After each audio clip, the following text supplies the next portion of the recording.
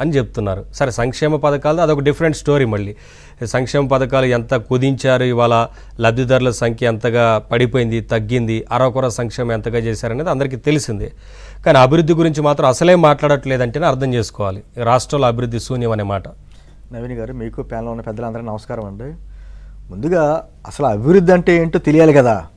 చేద్దాం అనుకున్నా అసలు అభివృద్ధి అంటే ఏం చేయాలి అనేది వాళ్ళకి తెలియదు. వాళ్ళకి తెలిసిందల్లా ప్రజల దగ్గర ట్యాక్సుల రూపాయన డబ్బులు వసూలు చేయడం, దాంట్లో కొంత వాడుకోవడం, కొంత ప్రజలకి అకౌంట్లో వేయడం, ఒక విధమైనటువంటి థర్డ్ పార్టీలాగా పనిచేసిందే తప్ప ఈ ప్రభుత్వం వచ్చిన అవకాశాన్ని ఎక్కడైనా సద్వినియోగం చేసుకుందా అంటే ఎక్కడా లేదు.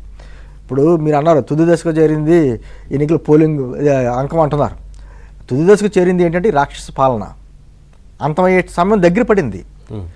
అందుకనే అభివృద్ధి గురించి కానీ, రాష్ట్రంలో జరుగుతున్న అన్యాయాల గురించి కానీ, అక్రమాల గురించి కానీ, దౌర్జన్యాల గురించి కానీ ప్రతిపక్ష పార్టీలు కావచ్చు, ప్రజా సంఘాలు కావచ్చు, అందరూ కూడా ఈ 5 ఏళ్లలో అనేక రకాలుగా వివిధ మాధ్యమాల ద్వారా కావచ్చు, ఏదో రకంగా మొత్తానికి ప్రజలకు వివరించే ప్రయత్నం చేసుకుంటూ వచ్చాం. ఎన్ని చేసినా కూడా వారికి ఉన్నటువంటి నీలి మీడియా, కుల మీడియా కొన్ని ఉంది కదా, వాటితోటి ప్రయత్నాలు వాళ్ళు చేసుకుంటూ వచ్చారు. ప్రతిపక్ష పార్టీలన్నీ మా మీద నిందలేస్తున్నాయి, మేము ఎంత అభివృద్ధి చేసాం, మీరు అన్నట్టు ఇందాక పెద్దలు అన్నట్టు కొన్ని వందల భారీ పరిశ్రమలు రాష్ట్రంలో ఏర్పడిపోయినాయి, రాష్ట్రం అభివృద్ధిలో దూసుకుపోతుంది, ఇవన్నీ కూడా మనకి ఎక్కడా కనిపించవు. రాజుగారి దేవతా వస్త్రాలలాగా వాళ్ళకే కనిపిస్తే వాళ్ళ పేపర్లోనే ఉంటాయి. వాళ్ళ పేపర్లో చదివితేనే మనకు అభివృద్ధి కనిపిస్తుంది తప్ప మనకు పబ్లిక్గా మనకి ఎక్కడ కనిపించదు. ఏదేమైనా 5 సంవత్సరాల్లో ఒక వ్యవస్థల విధ్వంసం చేసుకుంటూ వచ్చాడు. ఎవరైతే తన అధికారంలో రావడానికి సహకరించారో ఆయా వర్గాలని, ముఖ్యంగా దళితులు, ఎస్సీ ఎస్టీలని, మైనార్టీలని తీవ్రంగా వంచాడు. అంటే ఈ రంగం ఆ రంగం లేకుండా ప్రజలను అందరినీ కూడా వంచి కూడా పైగా ఏం మాటలు చెప్పుకొనిచ్చాడు, వై నాట్ 175 సింహం సింగిల్గా వస్తుంది అంటే ప్రతిపక్ష పార్టీలు ఎవరో కూడా కలవకుండా ప్రయత్నాలు అతను కూడా చేశాడు. ఎప్పుడైతే ఎప్పుడో సభలో మా పార్టీ ఆవిర్భావ దినోత్సవ సభలో పవన్ కళ్యాణ్ గారు వైసీపీ వ్యతిరేక ఓటు చేయలేమన్నారో ఆ రోజు మొదలుకొని ప్రతిపక్ష పార్టీలందరినీ కలపడానికి ఆయన చేసుకుంటూ వచ్చిందని సక్సెస్ అయింది. దాన్ని ఇతను ఆపలేకపోయాడు. మాట్లాడితే సింహం సింగిల్గా వస్తుందని ఎన్ని రకాలుగా రెచ్చగొట్టాలో అన్ని రకాలుగా రెచ్చగొట్టాడు. నవీన్ గారు మీకు ఒక ఉదాహరణ చెప్తాను, సమయం చాలా తక్కువ ఉంది కాబట్టి. మాట్లాడితే సింహం సింగిల్గా వచ్చింది అంటే సింహాలు ఎప్పుడు సింగిల్గా రావండి. సింగిల్గా వచ్చేది అయితే వస్తుందంటే నక్క. ఈ స్టోరీ మీకు కూడా మీకు గతంలో ఇదే ఛానల్లో చెప్పాను. నక్క సింగిల్గా వస్తుంది. నక్క ఎప్పుడు నువ్వు కష్టపడి సంపాదించిన ఆహారాన్ని, పెద్ద జంతువులు తినేసి పాడేసిన ఆహారాన్ని తింటుంది. అదే సందర్భంలో నక్క జీవితకాలం ఎంత సార్, 12 సంవత్సరాలు మ్యాక్సిమం. అంటే 2012లో పుట్టిన నక్క చివరి దశకి ఎప్పుడు పోతుందంటే 2024లో సరిపోద్ది. దాని కాలం అంతటితో ముగిస్తుంది. ఈ నక్క ప్రభుత్వం కూడా అంతే. 2012లో పుట్టింది ప్రభుత్వం, 2024లో అయిపోతుంది. ప్రభుత్వం కాదు, పార్టీ, వైఎస్ఆర్ కాంగ్రెస్ పార్టీ. ఎందుకంటే అంటున్నానంటే 151 మంది ఎమ్మెల్యేలను ఇచ్చి 22 మంది ఎంపీలను ఇస్తే కనీసం ఒక నా పాలన చూసి ఓటేయండి అనేటువంటి విధానం లేకుండా మీరు అన్నారు అభివృద్ధి. కనీసం వారు మేనిఫెస్టోలో కూడా బైబిల్, ఖురాన్, భగవద్గీత అని మాయ మాటలు చెప్పి నిజంగా బైబిల్ని, ఖురాన్ని, భగవద్గీతను కూడా ఒక అవమానపరిచాడు జగన్మోహన్ రెడ్డి.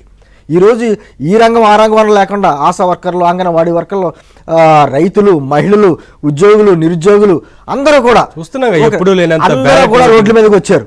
అందరూ రోడ్ల మీదకి వచ్చినా కూడా మాయ మాటల్ని, అబద్ధాలని కళ్ళార్పకుండా చెప్పుకుంటా వచ్చి, అంటే అబద్ధాలు ఇలా కూడా చెప్పొచ్చు అన్నట్టుగా ఈరోజు వారి కుటుంబమే, ఆయన అధికారంలో రావడానికి కృషి చేసినటువంటి కుటుంబమే ఈ రోజున మా అన్న దుర్మార్గుడు అని చెప్పేసినటువంటి ప్రయత్నాలు అక్కడ జరుగుతున్నాయి.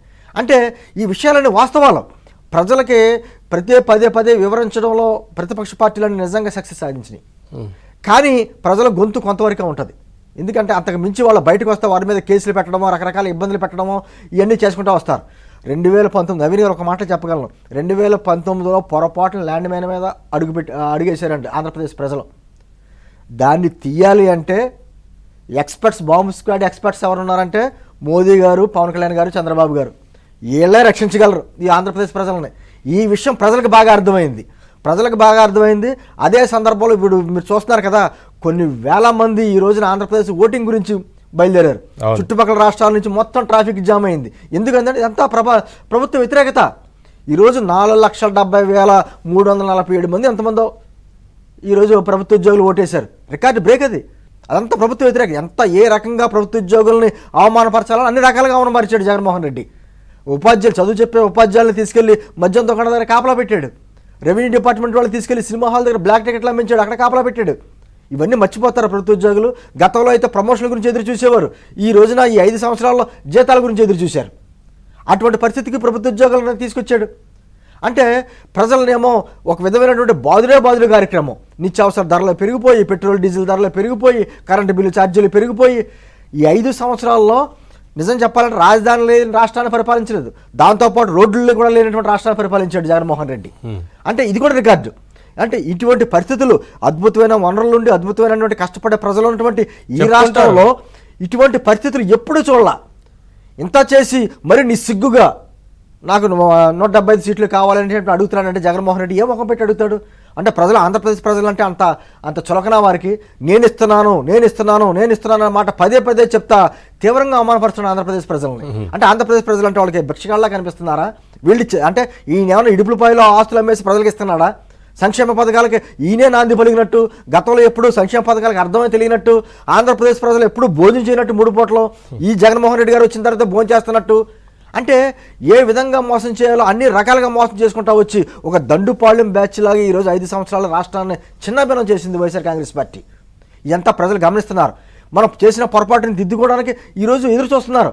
అందుకనే ఒక సంక్రాంతి పండుగలాగా ఓట్ల పండుగ గురించి ఎదురు చూస్తున్నారు. మీరు అన్నట్లుగా ఖచ్చితంగా ఎప్పుడైనా సరే ఇతర రాష్ట్రాల నుంచి ఇంత పెద్ద ఎత్తున ప్రజలు తరలి వెళ్తారు అంటే అది ప్రభుత్వం మీద అంత వ్యతిరేకత ఉంటేనే సొంత ఊర్లోకి వెళ్ళి అంటే ఓటు అనే దాన్ని దుర్వినియోగం చేసుకుంటే ఎటువంటి దుష్ఫలితాలు వస్తాయన్నది అనుభవపూర్వకంగా చూసుకున్నారు. ఈ రోజున ఆ తండ్రిని చూసి, తండ్రి డాక్టర్ కాబట్టి కొడుకుతో వైద్యం చేయించుకుంటే ఎలా ఉంటుంది? ఇలాగే ఉంటుంది. తండ్రి డాక్టర్ అవ్వచ్చు, కానీ కొడుకేమో నిశాని కదా, ఏలు ముద్రగాడు కదా, అతనితో వైద్యం చేయించుకుని అతనితో ఆపరేషన్ చేయించుకుంటే ఎలా ఉంటుంది? ఇలాగే ఉంటుంది. అంటే ఒక ఓటు విలువని ఈరోజు ఆంధ్రప్రదేశ్లో విధంగా ఆ విషయంలో మెచ్చుకోవచ్చు. ఓటు అనే విలువని ఆంధ్రప్రదేశ్ ప్రజలకు తెలిసే ఇప్పటి జగన్మోహన్ రెడ్డి. ఈరోజు గతంలోనే అతను అధికారంలో లేనప్పుడే తండ్రి పదవి